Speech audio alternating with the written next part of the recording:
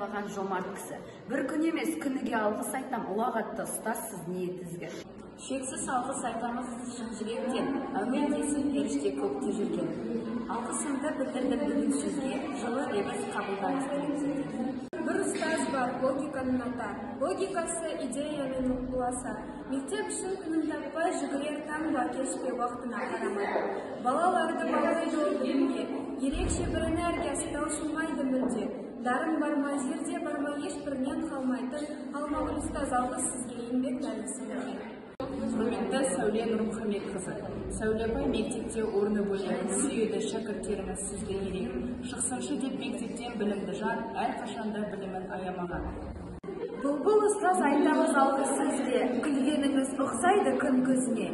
Тек қана ойлайтыны балақа ма, өйткені ол ұстаздың ақ арманы.